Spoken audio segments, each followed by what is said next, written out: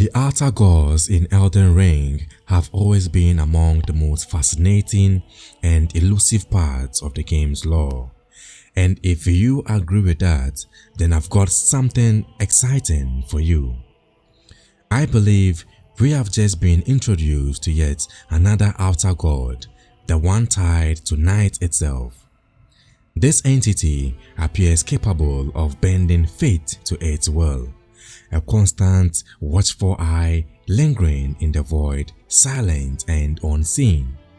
A being that, if you could truly grasp its nature, might completely reshape how we interpret the game's lore.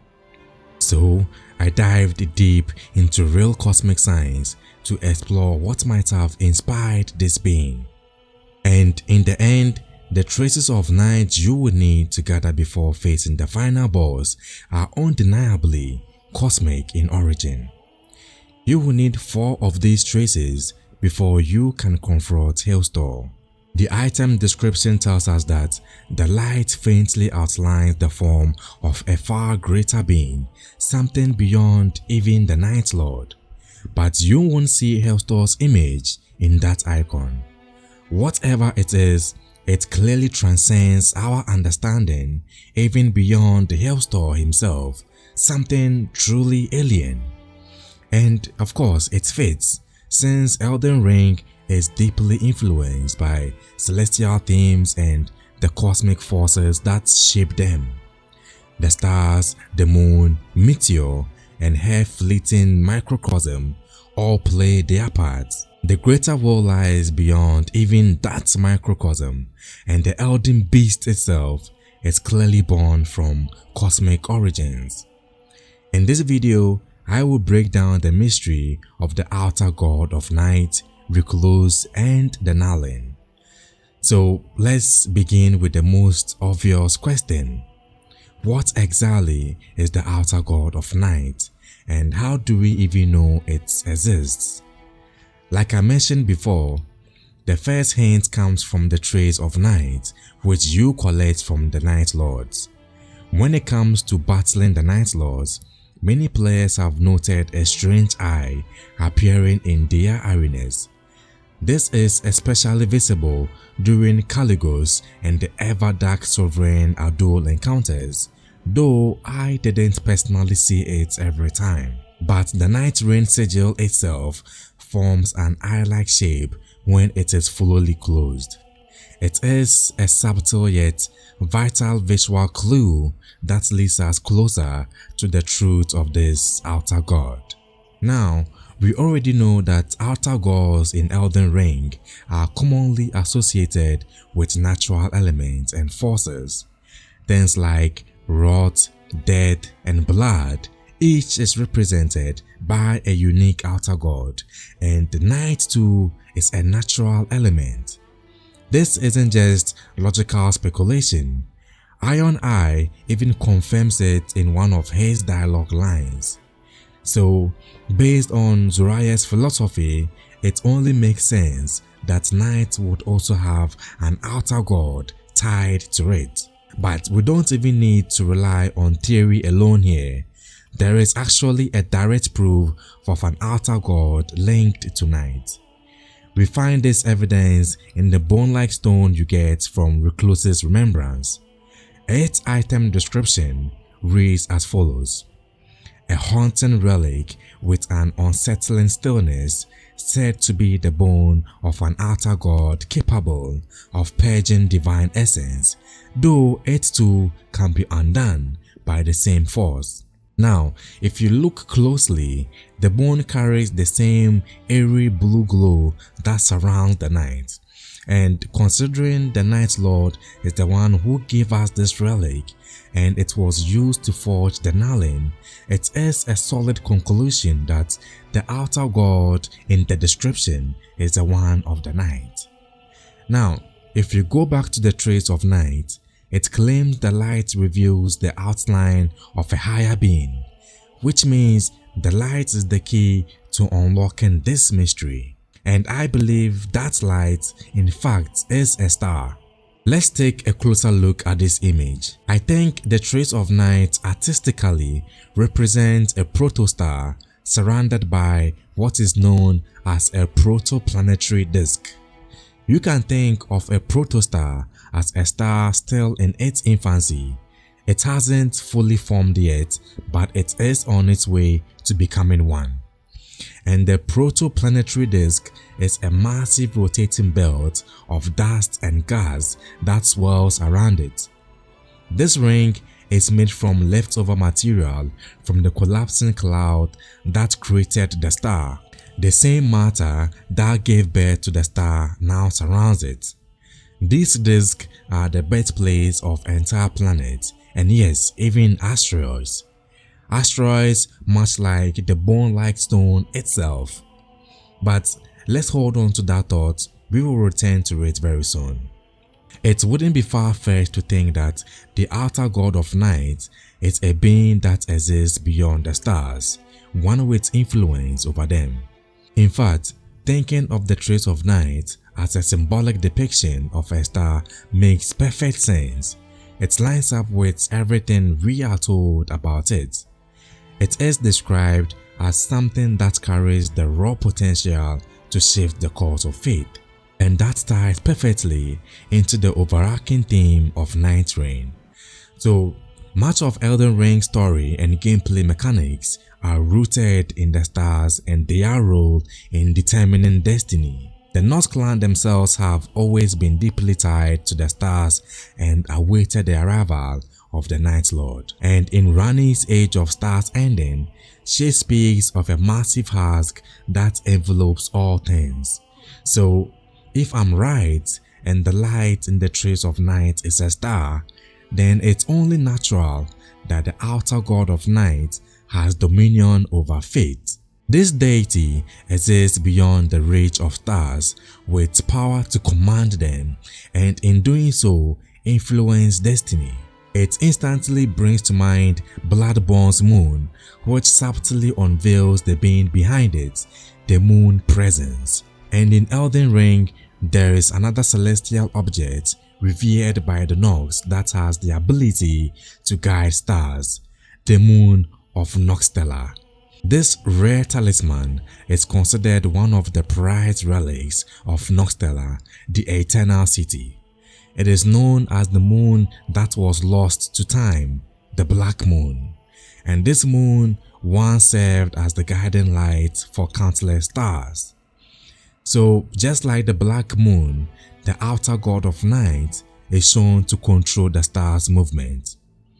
This ongoing tug of war between stars, darkness, and fate is interwoven deeply into Elden Ring's mythology. You only need to listen closely to the Albanuric's cryptic whispers to see that connection. Oh stars, all night, oh fate, punish them all, punish the world entire, punish every living thing, punish every living thing. All stars, all night, all fate. Destroy them all, burn the whole world. Destroy everything alive, destroy everything alive. Here, you can now clearly see how night, stars, and fate are tied together in a cosmic relationship. And it all makes sense. Night is what gives us the ability to see the stars in the first place. And in doing so, it reveals what is hidden behind their glow, a greater power lurking beyond. But before I explain how this might reshape our understanding of the lore, let's pause for a moment to notice something small but meaningful. Let's take a closer look at the visual style used in Elden Ring Nightreign. The first thing that stands out when you boot up Elden Ring is just how drastically the visuals differ from the base game. While the original Elden Ring bathed everything in gold to reflect the Golden Order, Nightreign leans heavily into shapes of deep blue. You see this shift clearly in the new title screen, the altered Elden Ring logo, and most noticeably the loading bar. You might ask, why would something like a loading bar even matter? Well, it closely resembles one of the game's most iconic items, the Starlight Shard. We are told that in ancient times, the Nox used these Starlight Shards to brew mystical elixirs, but the Ember variant of the Starlight Shards goes even further, claiming that golden stars hold power over the gold's fate. This Amber Shard was used in the making of a rare elixir believed to have changed Ranni's destiny, turning her into a puppet. Seluvis also crafted potions using regular Starlight Shards to turn others into lifeless dolls. So when we return to Nightreign, the heavy use of blues and the recurring appearance of Starlight Shards feel like more than just an aesthetic choice, it is thematic. It suggests the night is disrupting fate itself in the lands between. This interpretation aligns beautifully with the trace of night and its lore. The very idea that the outer god of night might be directing the movement of stars is incredibly compelling. It has the potential to completely reframe key events from the main game and solve mysteries we've wondered about since its launch. We can even see hints of this during Hailstorm's boss fight, where a spiraling vortex appears in the background of the arena. At first, it might seem like some kind of interdimensional rift, and sure, that's exciting, but it's actually based on something simpler. That swirling spiral is a rare-world astronomical image created through long exposure photography of the night sky. I have personally tried to take similar photos while out watching the stars, but why do stars appear to form trails in these long exposure images? When you shoot a long exposure photo of the sky, keeping the camera shutter open for an extended time, you are capturing how stars seem to move across the sky as the Earth rotates. The truth is, it is not the stars moving, it is our planet spinning. As Earth turns, it gives the illusion that the stars are gliding across the sky. To the naked eye, it is hard to detect in real time, but during a long exposure, the motion becomes visible as arcs of light. The longer the shutter stays open, the longer and more vivid these arcs become. So now we can clearly see this same phenomenon is reflected in the arena, symbolizing that the outer god of night might be the force behind this stellar motion. But unlike our reality, it appears the stars actually do move in Elden Ring's universe. And as I've been building towards throughout this video, I believe they move under the direct control of the outer god of night. The concept of stars being in motion is essential to the game's lore, especially in the DLC's theme of the possession of stars, and of course, Radahn's place in that story. In the DLC, we are introduced to a mysterious new boss type called the Demi-Human Swordsman, or as I like to nickname him, Demi-Human Yoda. Strangely enough, he is one of only 2 bosses from the DLC who appears in Nightreign so far, which feels very intentional. These warriors were granted star-imbued blades by their sovereign queen. The weapon's item description explains it as a blade streaked with stars crafted from jagged grindstone, wielded by demi-human swordsmen. After being given these swords by their queen, they vowed to chase the secret waiting at the end of the possession of stars. If you look at the blade, you will notice it's decorated with a trail of tiny stars. The design isn't just decorative, it is packed with meaning, especially in context with the word procession. The procession is a slow, ceremonial movement, a journey that follows a deliberate path. It is a word we use in real life to describe formal rituals like funerals, religious ceremonies, or even royal marches. It conveys the idea that something is being guided, not just moving at random. So when the law mentions the procession of stars, it is describing the stars' slow, purposeful travel across the cosmos. And I think that choice of wording was not accident. It implies that the stars are following a direction, someone or something is leading them forward. That's what makes it so compelling. It isn't just astronomy, it is destiny. When these swordsmen pledge themselves to this procession, they are not just following constellations, they are chasing the ultimate truth. And that truth shattered everyone who tried to uncover it. The ashes of the demi-human named Yazg shed more light on that journey. Yazg, a master swordsman who was wholly devoted to the star-line blade, came to realize that ruin awaited at the procession's end and chose to imprison himself rather than see it through. We now know what lies at the end of the procession of stars, ruin. But now we must ask, what kind of ruin is it? To answer that, we need to look deeper into another concept closely tied to the stars, the primeval current. The primeval current is the force that sorcerers tap into to cast glimestone sorceries. Among the earliest and most powerful of these spells is the founding rain of stars, which is described as the origin of glimestone magic. Now, let's pay close attention to that word, ruin, because it pops up again here. Another powerful sorcery, Comet Azul, provides even deeper insights into the nature of this current. It hails a massive comet described as being born from the remote starry void. The magic is said to originate from the same celestial blaze that first created Glimestone. And when Azul peered into the primeval current, what he saw terrified him. He was spellbound and shaken by what he glimpsed, an endless abyss. So when we connect the dots, it becomes clearer that following the star's trail leads to ruin and darkness, both of which perfectly match the theme of Nightreign, an expansion dominated by night, decay, and despair. There is another major character in Elden Ring whose story might need re-evaluation after what we have learned from Nightreign, Radahn. For years, the question has lingered, why did Radahn try to stop the stars? It has sparked countless theories. Maybe he was protecting Stelia from a meteor strike, or perhaps he was sabotaging Ranni's plan.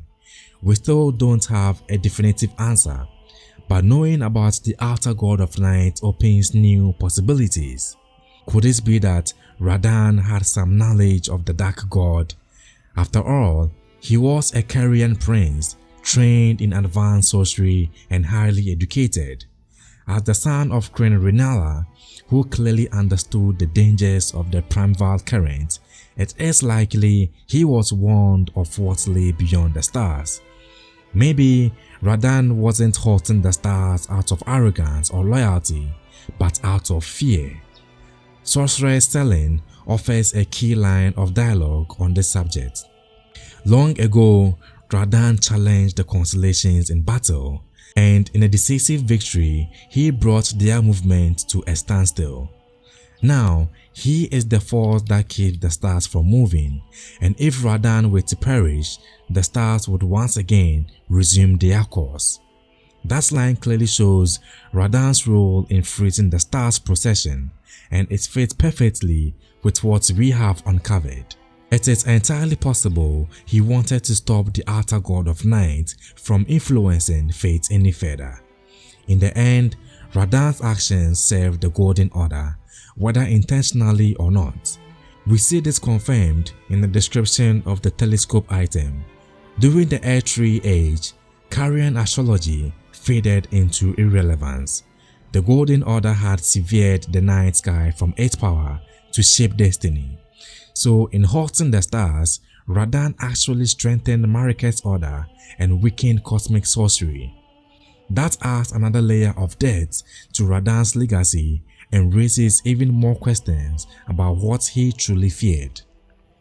Now, let's return to the topic of the protoplanetary disk and how it connects to the bone-like stone and the creation of the Nulling.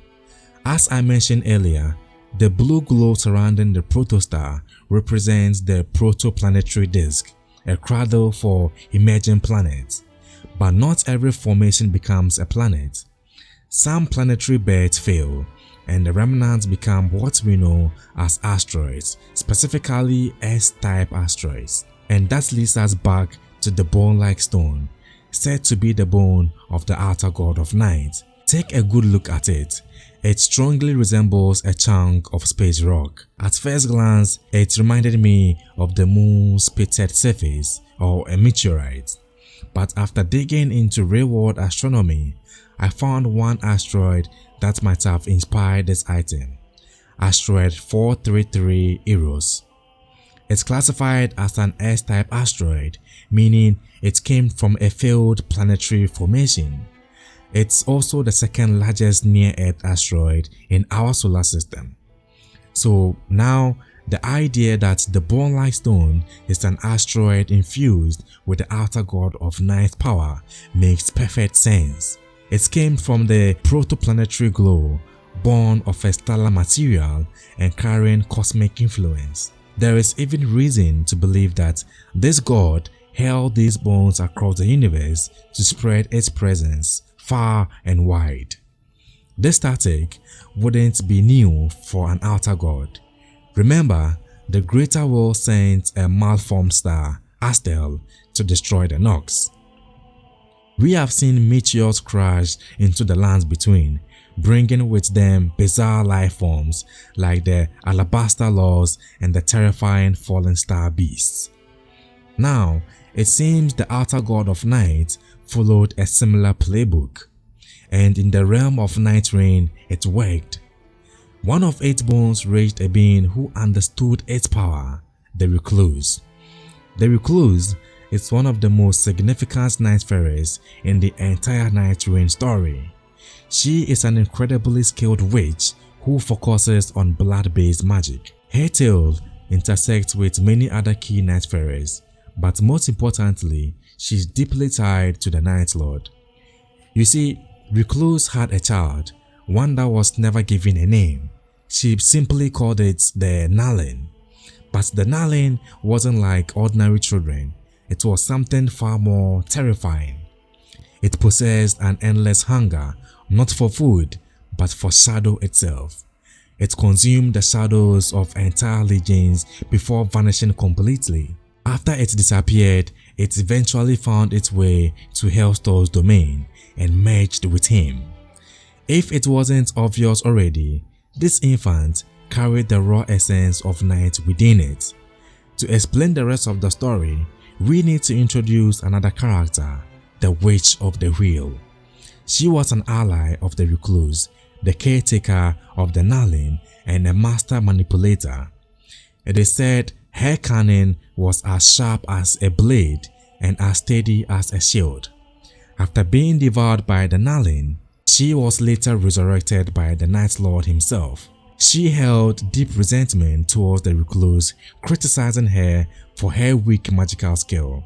She even tried to prevent the Recluse from reaching the Night Lord by imprisoning the Iron Menial in a hidden museum and impersonating him. This deception caused major confusion in the community, especially after players found an item called the Vestige of Night, which says, "The Menial inquired about an engraving, but how did he know about it before even seeing it?" This line made many believe that the Nightreign was trapped in some kind of time loop, and I will admit I also believe that too.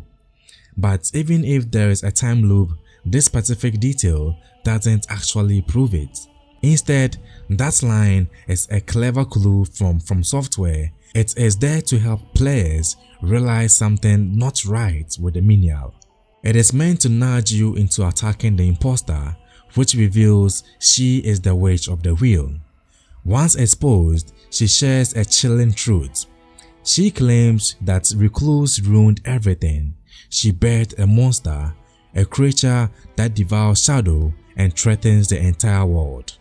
She insists that to stop the night, the recluse must slay her own child, but as it turns out, that wasn't the truth.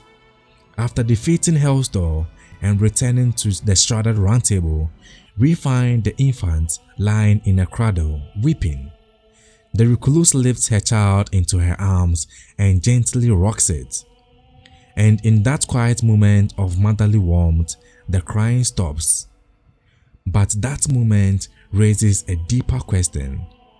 How was the Nulling actually born? Where did it get such overwhelming power? I believe the answer lies in the bone-like stone, just as I mentioned earlier, and I think there are two possible explanations. The first possibility is this. After discovering the bone-like stone, the recluse performed a dark ritual and became its vessel. This ritual didn't lead to the birth of a normal child. Instead, it forced her to carry something entirely different. She gave form to an infant imbued with the essence of night itself, drawn from the power inside the stone. This theory closely parallels the story of Fia from the base game. We know that Fia became the bearer of the mending rune of the Death Prince after lying with Godwyn. So the idea of giving birth to something divine or cursed through magical conception isn't unheard of in Elden Ring.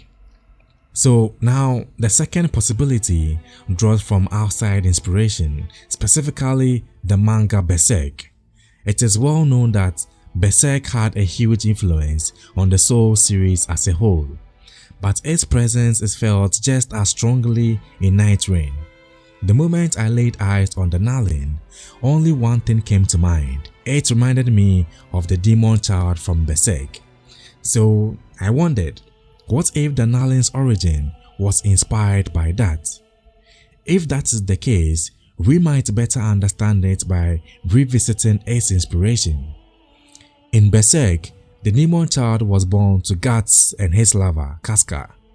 Casca became pregnant before a horrific event known as the Eclipse. During the eclipse, she was assaulted by Griffith, the story's antagonist, while still pregnant. Afterward, she gave birth to a child twisted by darkness, a malformed being with immense power. Despite its terrifying appearance and origins, the child had a deep emotional bond with its parents. It followed them, protected them, and above all, wanted to be loved. And I believe the Nulling mirrors this concept perfectly. A being wowed by cosmic power, filled with shadow and hunger, yet still desperately craving the love of its mother. This emotional need isn't just for show, it is the key to its destiny. Just like the demon child, the Nulling didn't just want to dominate the world, it only wanted one thing, its mother's embrace. So perhaps the recluse was already pregnant with a normal child when she encountered the bone-like stone. Then she performed a ritual, possibly unknowingly, that allowed the power of night to corrupt the unborn baby. The fetus was transformed into something else entirely, and that child became what we now know as the Nulling. In the end, both of these theories could be true, or maybe the truth lies somewhere in between, or perhaps, just perhaps, From Software intended for it to stay vague like so many of the game's greatest mysteries. But now I want to hear from you. Which of these theories do you believe? Was the Nulling born through a cursed ritual, or was it an innocent child tainted by cosmic power? Let me know in the comments below, and if you enjoyed diving into this theory as much as I did, be sure to hit the like button. It really helps the channel. And if you want more deep lore breakdowns just like this one, don't forget to subscribe and join the growing community of Nightfarers. Until next time, stay curious, stay questioning, and stay fearless under the stars. Farewell, Nightfarers.